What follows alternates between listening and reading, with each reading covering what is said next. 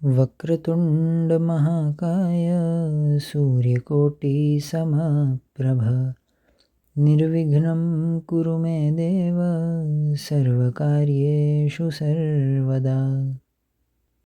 सभी को जय गजानन।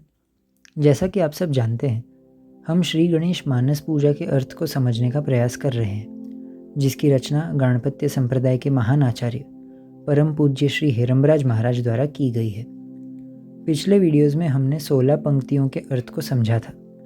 इस वीडियो में अगली 4 पंक्तियों पर चिंतन किया जाएगा। मानस पूजा में महाराज आगे लिखते हैं, अंतःकरणी स्नेह उरे तदयोगे चिदरूपी दीप शांतिग प्रभा प्रकाशन दाई मी अर्पी। धूप के पश्चात अब दीप अर्पण करना है। भगवान श्री गणेश की भक्ति का अनन्य स्नेह ही दीप का आधार है। भक्ति का जो दीपक है वो हमारे अंतःकरण के प्रेम से ही प्रकाशित किया जाता है। भक्ति के मार्ग पर चलते हुए अब हमारी बुद्धि प्रेममयी हो गई है। जब ऐसी प्रेममयी बुद्धि को चैतन्य का स्पर्श होता है तब प्रकाश उत्पन्न होता है।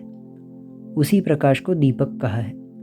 इसी दीपक के प्रकाश से भगवान तक पहुंचने का मार्ग प्राप्त होता है। भगवान तेज स्वरूप हैं, चैतन्य स्वरूप हैं। उन्हें हम इस समय अपनी जड़ दृष्टि से देखने में असमर्थ हैं। हमारी अवस्था ऐसी है कि हम उन्हें इस जगत में भी नहीं देख पाते। यदि उनका दर्शन करना है तो अपनी वृत्तियों को तेजस्वी करना होगा, अन्य कोई मार्ग नहीं है।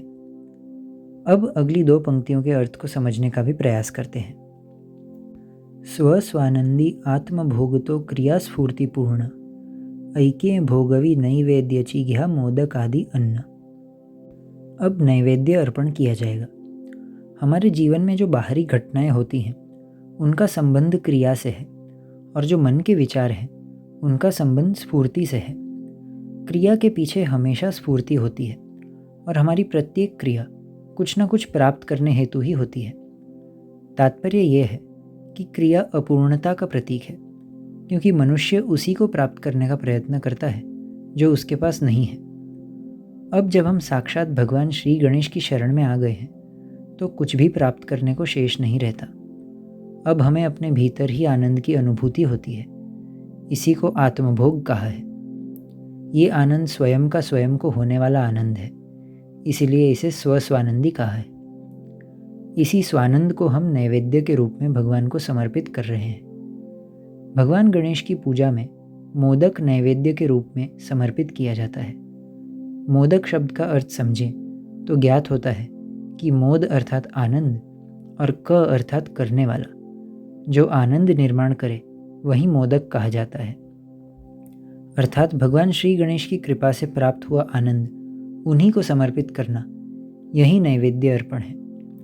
मोदक की रचना ऐसी है कि उसकी बाहरी परत एक प्रकार से रसहीन होती है, और अंदर के स्वाद का अनुभव करते ही बाहरी परत का स्मरण भी नहीं रहता।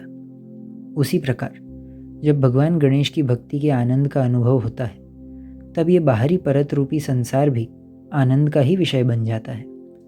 अर्थात अपने जीवन को सुंदर और रसपूर्ण बनाकर भगवान के कार्य में समर्पित करना ही नैवेद्य अर्पण है। तो इसी के साथ हमने श्री गणेश मानस पूजा की और 4 पंक्तियों के अर्थ को जानने का प्रयास किया है। इस वीडियो को अब यहीं समाप्त करते हैं। मानस पूजा की अगली सुंदर पंक्तियों के अर्थ को समझने हेतु आने वाले वीडियोज़ अवश्य देखें। आप सब आनंद में रहें, और एक बार फिर से जय गजानन।